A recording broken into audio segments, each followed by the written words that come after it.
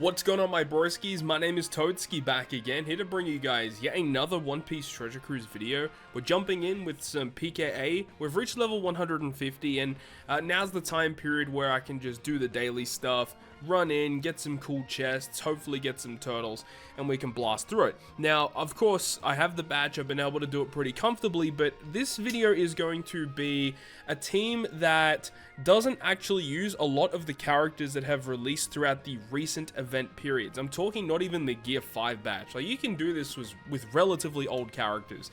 One thing I want to talk about the team about is remember that at level 150, your goal is to not get as many turtles as possible. That is a component of it, but the whole goal at level 150 is to just beat it because of these defeat rewards. I think it totals up to like 150 green tickets you get for completing all of the missions across the board, so that's great. 150 tickets allows you to purchase all of the super cola that is in the exchange. I always buy it every single month. I think it's overly worth it. But anyways, let's go ahead and jump into the content. So yeah, PKA this month, I must say, is probably the easiest PKA season we've had thus far. We've only had 4 different seasons, right? But from my experience, this definitely seems like the easiest one. And look, even if you have the most recent characters that have released, like the Gear 5 batch, or you have the Law Kid batch, obviously it makes it that much more easier. But the fact is that even with a Law Kid friend captain and the recently released free-to-play treasure map Yamato, you can get through it very, very comfortably without too many issues. You need some other units to fill certain roles, but pretty much it's a straightforward team. It's a straightforward piece of content, which is good. We need more content like this that it caters towards new players that have recently joined the game, and this is one thing that a lot of people have kind of stressed about. That's really rare. You don't see too many rainbow statues, but I'm definitely going to be picking up the turtles because the statues don't matter at this point. But as I was saying, you know, that's one of the things that I've noticed is that whenever we have a big influx of players, whenever they release new content, it's typically very difficult, and it's harder for new players to get into it, even with the new batch that has just come out that they rerolled for. So bringing out content such as this that is actually very easy, and the thing is you can scale it to how you want, you know, depending on what level the bosses are. It can be even easier, or, you know, you could get that difficulty just in the right spot, like the Goldilocks zone, right, where it's, you know, not too easy, not too hard. I think it's good for players out there. But I digress. Let's actually get into the content here today. Of course, level 150, and this is the team that we're using today, which is going to be a Luffy and Ace team. So we're going to go ahead and try and find a Law Kid friend captain. I use my own to find Law Kid friends, but it actually shouldn't be that big of an issue here. We got this Law Kid here. I don't know why this guy leveled his up to 110 since the Super Tandem is still at level 1. That seems a bit odd to me, but either way, this is the squad that we have. As I said, you know, Law Kid and then Yamato makes things a lot easier. We're using Luffy and Ace as our main captain. He's actually a boosted unit in this event, so that's awesome. So we're going to get some extra duplicate drops from him. And we've got some other units as well fulfilling roles. We've got Zoro. Zoro's a really nice unit here because he removes 6 turns of damage, threshold, and Rainbow Shield, which is going to be very key on stage 4. But let's go ahead and get some swaps in to get these characters super swaps. The super swap of Luffy and Ace is, I guess, semi-important, and what I mean by that is that, unfortunately, with the way the content is structured, we cannot get his guaranteed conditional boost, the ignited conditional boost, as the enemy does have a full immunity buff on the final stage, meaning that, you know, even though Luffy and Ace, you get them into their dual form, then you use their special, it doesn't bypass immunity, which really sucks. So that kind of sucks in that manner, but the other effect of getting Luffy and Ace's super swap is the chain boundary effect. I think it caps out at 15.0, I think it's 2.5 to 15.0. It's a pretty good chain boundary that we can use in that final stage. We want to have these super swaps at 2, and we can move on here. Now, Chopper's special is going to be annoying, because we actually need the maximum stage of his special for this team to work as effectively as we need it, because we do need to remove a bunch of special bind on the final stage, so that's going to be important to get that. We don't need to do any more swaps, so we can actually continue to move on here. We're going to take a little bit of damage, but it's not really going to be a big issue. This team doesn't matter about HP as much. If you're using a team with like Gear 5 Luffy, for example, depending on how you like your team to be structured, you may actually want more HP for the Rush Sugo special mechanic. but at the end of the day, it should be okay. I think we've probably overstalled here. I did have the Nami support on Chopper so that when we reach the final stage, we can reduce the cooldowns a little bit more, but I think I think we've definitely overstalled a little bit here, but that shouldn't be too big of an issue. So ulti page 1, this is where the Yamato comes into play with her amazing special. We're going to use her special first, which is going to allow us to remove the despair as well as the resilience, but also has the really cool mechanic of if we hit 3 perfects during the turn, we get increased damage taken inflicted to the enemy when we move on to the next stage. So that's a really cool effect. I like that she has that. So she's got, you know, dual uses for utility, but also allowing you to get even more damage in that follow-up turn. Now activate these 2 swaps, and we should be able to comfortably kill here. So let's get it done.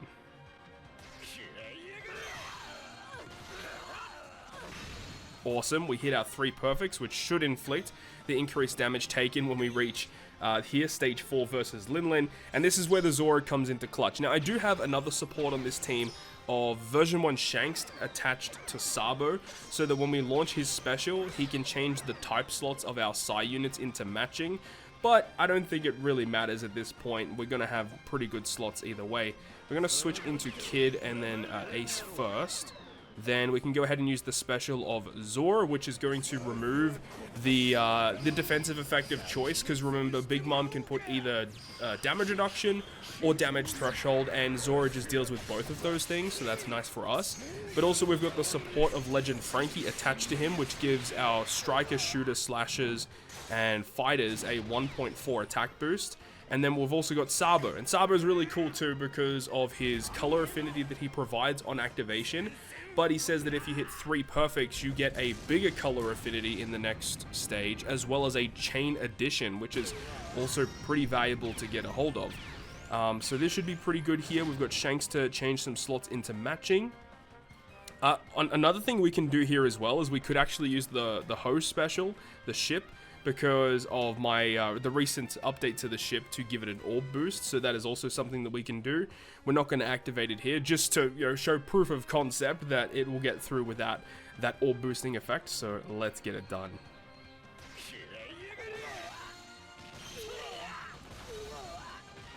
Beautiful. Hitting all those perfects, and we still had 2 characters to attack with, so we had plenty of damage on this stage. And then we get to the final stage, which is with Big Mom, and we have both of our super swaps ready to go. Chopper's going to be ready to go, and we have everything ready to go. Honestly, we're good. This is going to do a hell of a lot of damage.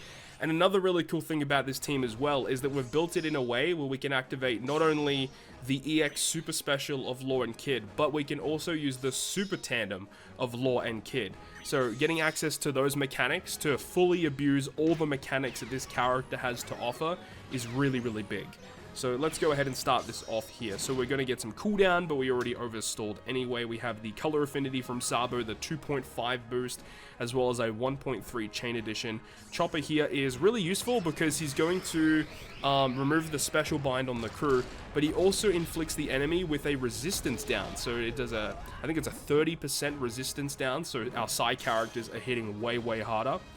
I'm going to use the effects of Luffy Ace first because I want to get the tandem slots from Law and Kid. So the super swap gives us a really good chain boundary, and then the special will give us the orb boost for our free spirit shooters and fighter characters. And then we've got orb boost from Luffy Ace. We're going to have an attack boost with Law and Kid. It's really cool seeing these animations again. Really, really cool. I think that there's definitely opportunities for them to introduce a new Luffy and Ace in the future. I think that's quite possible. Let's go ahead and switch with Law and Kid. The animations of Law and Kid are immaculate. As much as I dislike using this unit in normal content, obviously in content where he's normally boosted, such as this, he's going to be very good, and like in a Super Boss Kizuna sense, Law and Kid will be very good. But in normal content outside of that, I think it's going to be really annoying to use them. So let's go ahead and use their normal special first. And again, this animation is incredible, seeing Law and Kid fight against Big Mom. And then we're going to be using the EX special as well to give our Psy and Int characters super type. And then obviously we use this special to get the attack boost, the full board of slots, allowing damage to go through normal attacks only and defensive effects to clear those mobs away. Also defense down on the enemy. And then the EX Super Special, because why not? Sign Int, getting that buff, just giving more damage, and also giving us a buff to our Chain Multiplicative buff. And with all of this, we have a lot of buffs activated. So let's go ahead and activate that Super Tandem, and hopefully should be enough to get that knockout. Let's get it.